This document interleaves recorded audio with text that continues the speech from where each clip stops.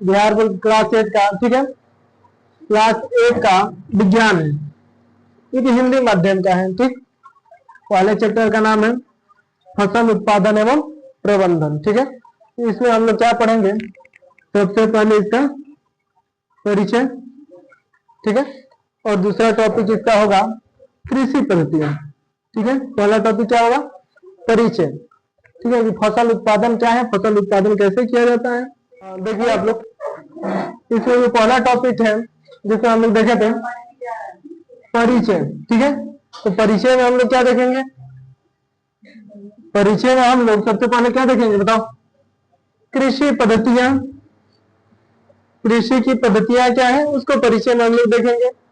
और आगे दूसरा क्या देखेंगे, आधारित फसल पद्धतियां, फसल से आधारित पद्धतियों के विषय में। और तीसरा टॉपिक हम लोग क्या पढ़ेंगे, मिट्टी तैयार करना, कि मिट्टी किस तरह से तैयार की जाती है, ठीक है, मिट्टी तैयार करना। फिर मिट्टी जब तैयार हो जाता है उसके जस्ट बाद क्या करते हैं हम लोग, बुआई, बुआई के बाद से खाद और उर्वरक मिलाना, वो फसल बुआई के बाद से फसल में क्या मिलाना, खाद और उर्वरक मिलाना।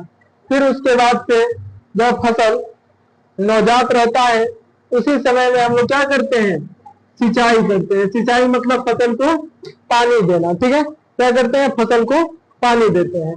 फिर जब सिंचाई के बाद से फसल तैयार होने लगता है तो फसल के साथ साथ अनवांटेड अनचाहा खरपतवार भी जम जाता है फसल में, ठीक है। तो उस खरपतवार को क्या करते हैं, उस खरपतवार से फसल को सुरक्षित रखने के लिए उस खरपतवार को निकलवाते हैं या फिर उस पर रासायनिक दवाइयां छिड़क कर फिर उस खरपतवार को नष्ट किया जाता है, ठीक है। इसके बाद से फसल जब तैयार हो जाती है तो फसल को कटाई कर लिया जाता है, कटाई करके फिर उसका भंडारण किया जाता है, ठीक है। ये फसल की परिचय हो गई, कृषि पद्धतियों की परिचय हो गई, ठीक है। फिर हम लोगों को पढ़ना है जंतुओं से भोजन, क्या पढ़ना है, जंतुओं से भोजन, मार्कर दीजिए तो, जंतुओं से भोजन। जंतुओं से हम लोग भोजन किस प्रकार प्राप्त करते हैं, जंतु से भोजन आप लोग प्राप्त करते हो ना, कैसे, मान लो कि मुर्गी का अंडा, अंडा यूज करते हो ना सब, मांस, ठीक है, मांस, ठीक है, दूध, दूध के बाद से दही, मिठाई इत्यादि बनाया जाता है। इस प्रकार जंतुओं से हम लोग क्या करते हैं, भोजन भी प्राप्त करते हैं। ये परिचय हो गया।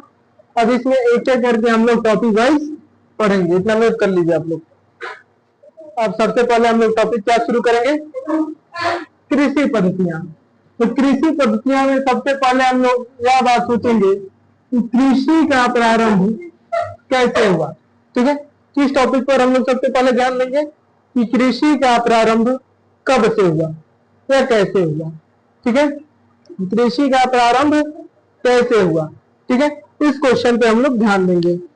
सबसे पहले हम लोग यह बात समझने की कोशिश करेंगे कि मानव, प्रारंभिक मानव जो था तो घुमंतु प्रवृत्ति का मानव था। उसको क्या कहा जाता था, जो प्रारंभिक मानव था उसको, जो एक जगह टिक कर नहीं रहता था, तो भटकते रहता था, जीव जंतुओं का शिकार करता था और उसे ही आहार के रूप में वह भोजन करता था, ठीक है।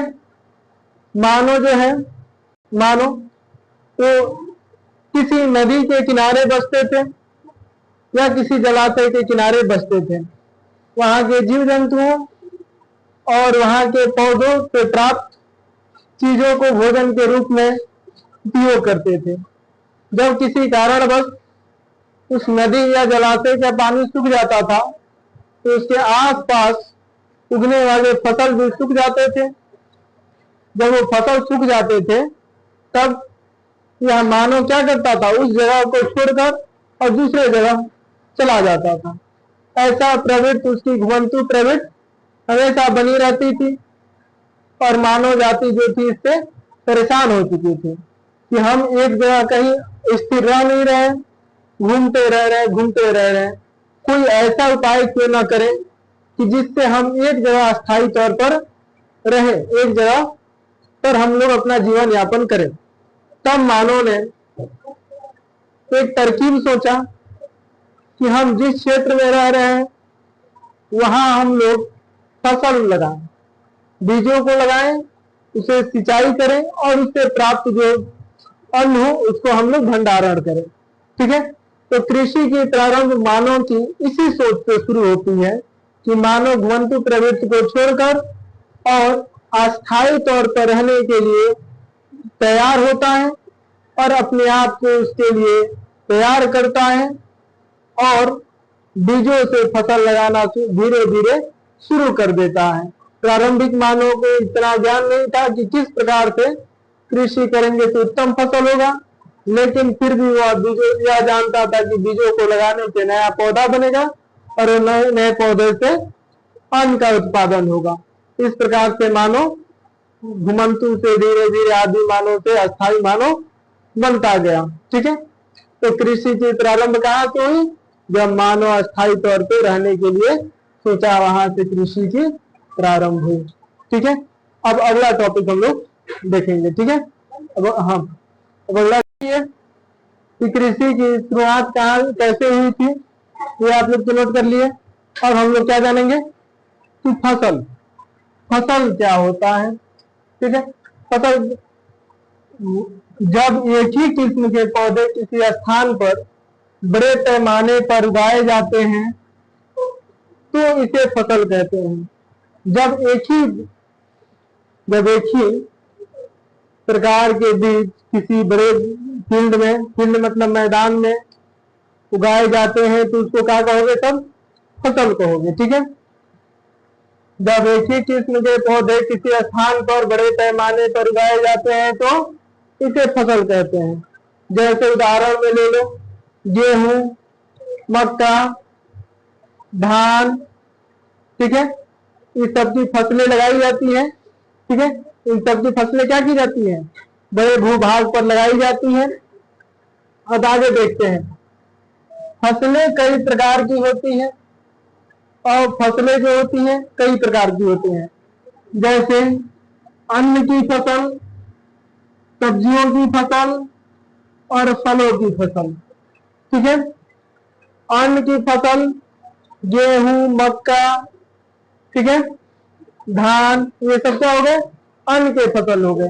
अब सब्जियों के फसल क्या होंगे? तो सब्जी की फसल में मान लो टमाटर, आलू, गोभी, बैगन, ये सब क्या है? सब्जियों के फसल हो गए। फल, सेब, आम, अनार, केला, ये सब क्या हुए?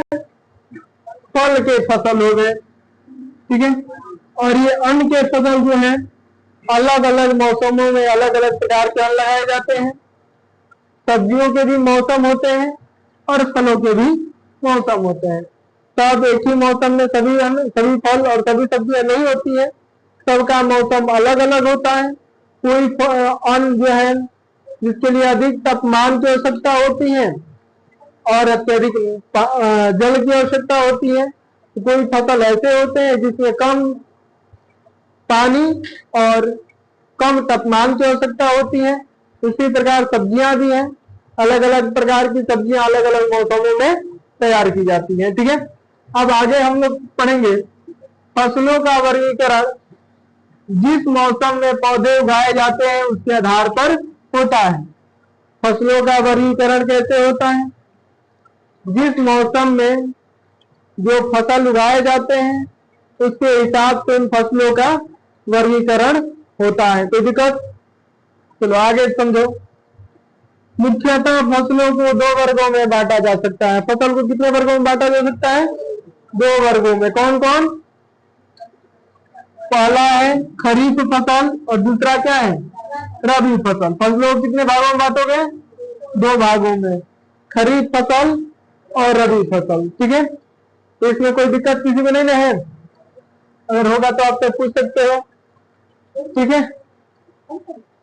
इतना आजादी देखो, कल मैं आप लोगों से बताया था इसके बारे में ठीक है। कल क्या बताया था, फसलों का मुख्य प्रकार, ठीक है, जिसमें दो प्रकार की मुख्य फसलें होती हैं, एक रबी फसल और एक खरीफ फसल, ठीक है। खरीफ फसल कौन सा फसल है? खरीफ फसल वह फसल है जिन्हें वर्षा ऋतु में बोया जाता है। किस ऋतु में बोया जाता है? वर्षा ऋतु में बोया जाता है, ठीक है। भारत में वर्षा ऋतु सामान्यतः जून से सितंबर महीने तक रहता है। कब से कब तक रहता है? जून से सितंबर महीने तक रहता है। इसमें मुख्य फसलें कौन कौन सी लगाई जाती हैं? मक्का, धान, मूंगफली, सोयाबीन, ठीक है, ये फसलें मुख्य रूप से लगाई जाती है। किस फसल में? खरीफ फसल में। जो फसल वर्षा ऋतु में लगाई जाती है वो फसल क्या होती है? खरीफ फसल होती है। खरीफ फसल के लिए सिंचाई की अत्यधिक आवश्यकता होती है। जैसे धान फसल हो गया, इसको अत्यधिक सिंचाई करनी पड़ती है, ठीक है। अब आते हैं रबी फसल के विषय में जानते हैं। दूसरा क्या है? रबी फसल, वह फसल जिन्हें शीत ऋतु में, ठीक है, किस ऋतु में? शीत ऋतु में लगाया जाता है, रबी फसल कहलाता है। भारत में शीत ऋतु सामान्यतः अक्टूबर से शुरू होती है और ये फसल मार्च लास्ट तक तैयार हो जाती है, ठीक है। रबी फसल अक्टूबर महीना से लगाना शुरू होता है और मार्च तक ये फसल क्या होती है? तैयार हो जाती है। इसमें मुख्य रूप से गेहूं की फसल, मटर की फसल, सरसों की फसलें लगाई जाती है, ठीक है। रबी में क्या क्या? गेहूं, मटर, सरसों इत्यादि फसलें लगाई जाती हैं, ठीक है। अब देखते हैं कुछ फसलें ऐसी होती हैं जैसे दाल, कुछ सब्जियां, फल किस ऋतु में उगाए जाते हैं? ग्रीष्म ऋतु में उगाए जाते हैं। किस ऋतु में? ग्रीष्म ऋतु में उगाए जाते हैं। तो इस फल का नाम बताओ जो ग्रीष्म ऋतु में उगाया जाता हो। आम, ठीक है, क्या? लीची, बहुत बढ़िया। दाल, कुछ दाल है, कुछ सब्जियां हैं, कुछ फल है जो ग्रीष्म ऋतु में उगाए जाते हैं। बात इतना समझ में आया ना? रबी फसल और खरीफ फसल, कोई दिक्कत इसमें नहीं? नोट कर लीजिए इसको।